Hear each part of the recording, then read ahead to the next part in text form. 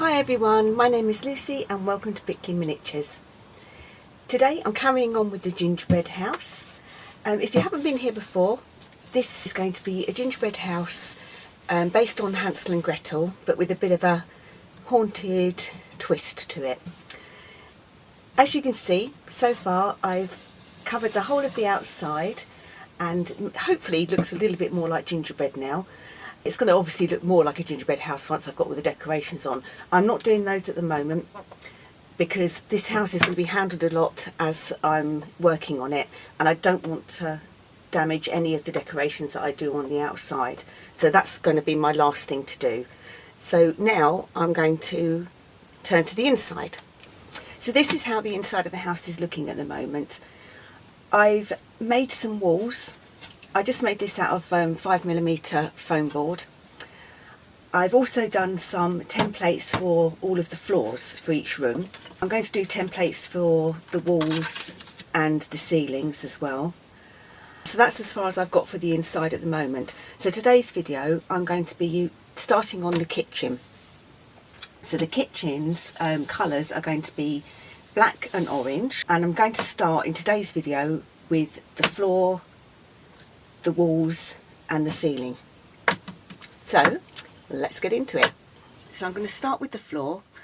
All I'm using is a piece of scrapbook paper that I've got and a piece of 2mm mount board, and all I'm going to do is use some glue to just stick that down.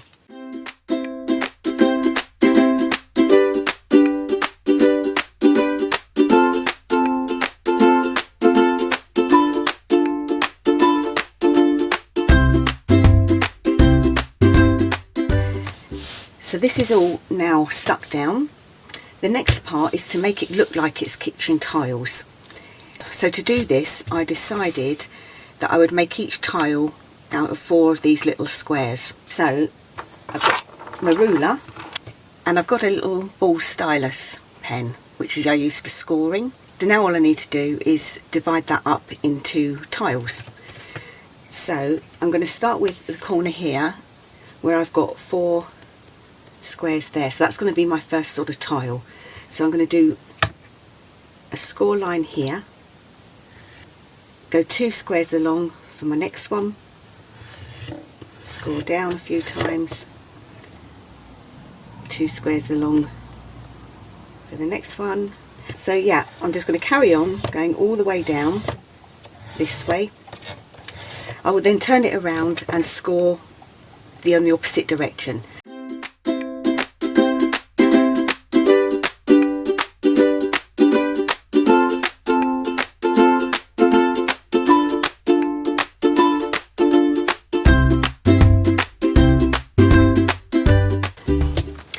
So that's now all scored. You probably can't actually see it properly on camera, but it's giving it a bit of a texture to it. So the next stage is to do the grouting. For that I've just got a acrylic paint pen. This one has 2 ends to it, so it's got a brush end and it's got a fine end. So for this I'm going to use the fine end. I'm not going to use my ruler because I want it to look more natural rather than a natural dead straight line. So what I'm going to do is just hand paint across the lines that I've made, little grooves like so. And I should do that all the way along and all the way back down the other side.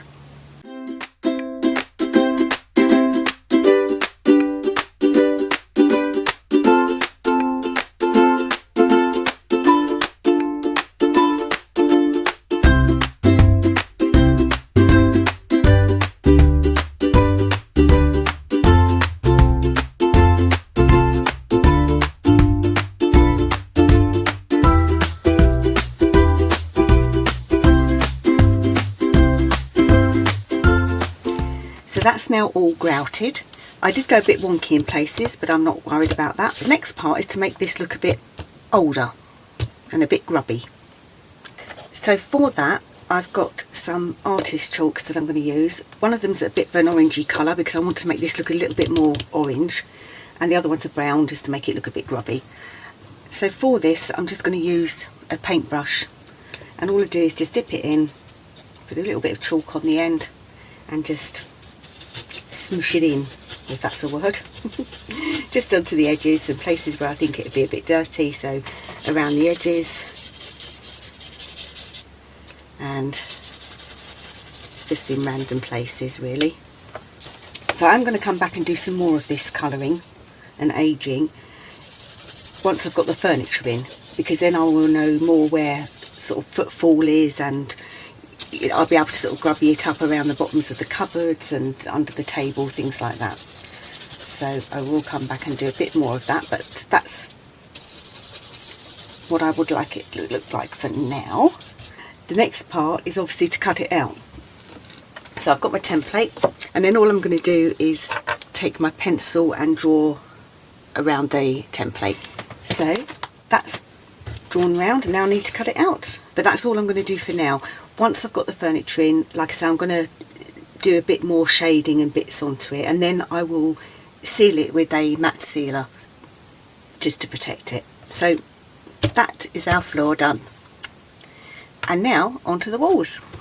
So I'm now ready to do the walls.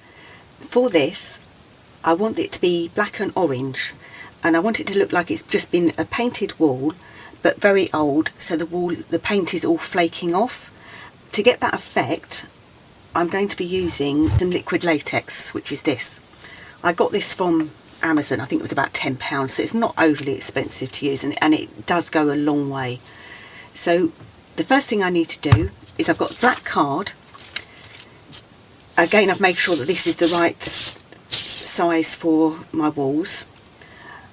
That's my base coat, my base colour. If you haven't got black card, you could use white card to just paint it black. I'm now going to use the liquid latex. So all I do is get a piece of cotton wool, put some of my latex onto it, and just literally dab it all over the card.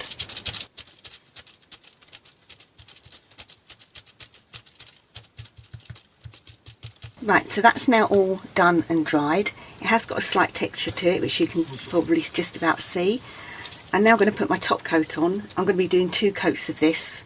All I'm going to do is squeeze some paint on, and I'm going to use a sponge to dab it all over.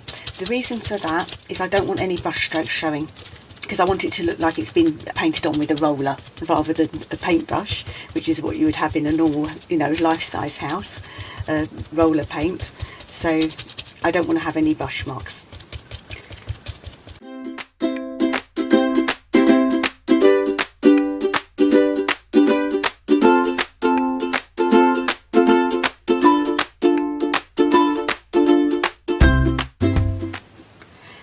So I've now done 2 coats of paint. That's all totally dried. You might have noticed when I did the first coat, I used a stick to hold the paper down rather than my hands.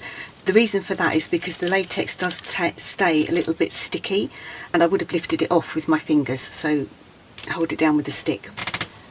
So the next stage of this is to make it look like it's peeling paint. So what I use for that is a piece of sandpaper, really, really fine sandpaper. And with very lightly, I'm going to go over the whole surface, but just really lightly to start with.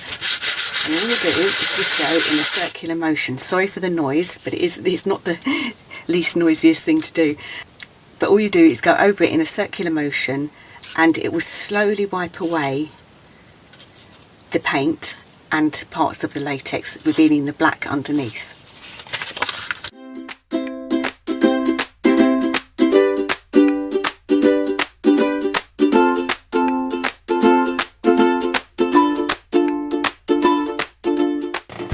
Right, so that's all my sanding done. I'll bring it up to you so you can see it a bit closer. That's how it's looking. There's quite a bit of texture to it in real life. I don't know if it picks it up properly on the camera really, but it's looking very textured and very crumbly. So that's the effect I want. If you wanted to have more bigger areas, just press harder with the sandpaper, or just keep going over and over until you're pleased with what you've got. I want to age this a little bit.